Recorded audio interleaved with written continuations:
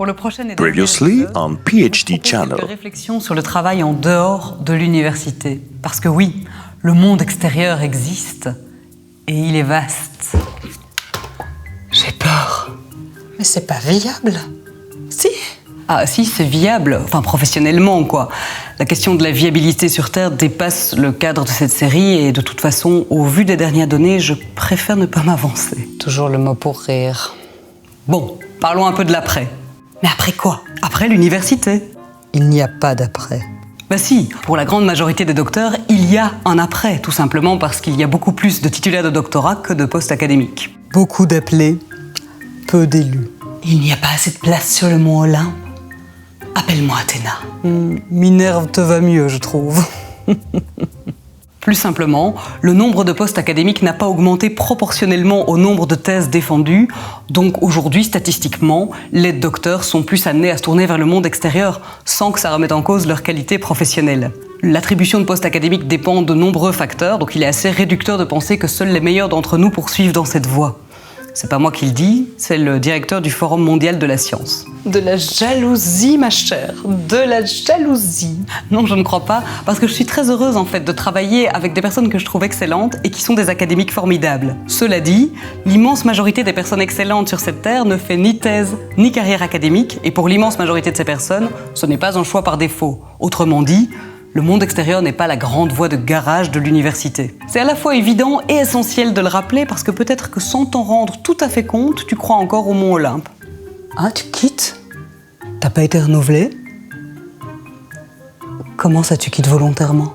Tu as peut-être l'impression inconsciente que l'alternative qui s'offre à toi consiste soit à continuer de gravir la côte dans la douleur qui t'a bivouaqué 10-15 ans, soit à te laisser lamentablement choir parmi les simples mortels. What else? Everything? Yes, bien sûr. Donne-toi le temps d'explorer toutes les possibilités. Traîne un peu sur LinkedIn, contacte des ex-collègues qui travaillent dans un autre secteur, pose des questions aux gens qui vont aux mêmes conférences que toi mais qui ne travaillent pas à l'université. En un mot, laisse-toi surprendre. Je serais payée plus pour les heures du soir et du samedi. Ah oui? Ok, c'est normal. Merci. C'est normal. C'est normal? Les gens, quoi. Tout pour la thune. Hein? En tout cas, s'il te plaît, ne laisse pas ta réflexion de carrière être gangrénée par l'idée que quitter l'université serait une sorte d'échec. Au pire, c'est condescendant. Au mieux, c'est absurde. L'université est un employeur parmi beaucoup d'autres, y compris en matière de recherche et d'enseignement. Donc si c'est vraiment ça que tu préfères au monde, ça vaut la peine aussi de connaître les autres options. Ne te sens pas obligé non plus de suivre une voie que d'autres auraient tracée pour toi, même avec les meilleures intentions du monde. Ce cours sera le tien, mon grand. Mais enfin, qui ose encore faire des promesses pareilles? Les jurys de sélection, ça te dit quelque chose, Madame Irma? Je veux dire, ce qui compte, c'est d'avoir un pied dans la porte. Le pied dans la porte. Aïe.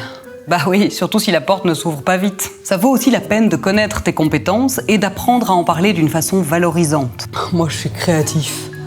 Surtout pour procrastiner. Alors là, j'invente de ces trucs.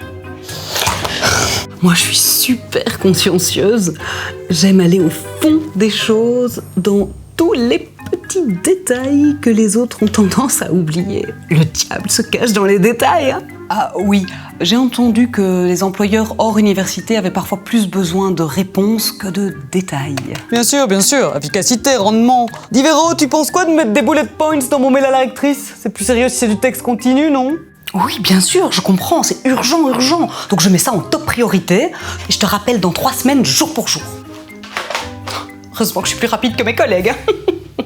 Heureusement surtout que nous sommes aussi reconnus pour notre autonomie et notre esprit critique. Cela dit, tu ne peux pas valoriser tes compétences si tu ne les connais pas correctement. Différents outils existent pour faire le bilan de tes compétences, comme docteur ou doctorant ou doctorante. Je donne quelques exemples dans les notes de la capsule et je te renvoie aussi aux publications de l'Observatoire de la recherche et des carrières scientifiques qui travaillent beaucoup, entre autres, à construire des ponts entre l'université et les employeurs non académiques. Mieux connaître tes compétences peut aussi apaiser un éventuel syndrome de l'imposteur qui ne demande qu'à te sauter à la figure à chaque changement professionnel. Apprendre à identifier tes compétences et à les articuler à des possibilités professionnelles concrètes et multiples, c'est une démarche qui donne généralement de la confiance et de l'élan et qui peut donc t'aider à traverser l'inconfort du changement. Bof, mes compétences, tout le monde les a. Non, même au sein de l'université, on n'a pas toutes et tous les mêmes compétences. Ok, t'es pas seul à avoir de la créativité et l'esprit de synthèse, mais ta façon de faire vivre ces compétences, elle est unique. Parce que tu es unique et ça change tout. Oh, redis-le s'il te plaît. Bref, bon vent et n'oublie pas, quoi que tu fasses, parle-toi gentiment.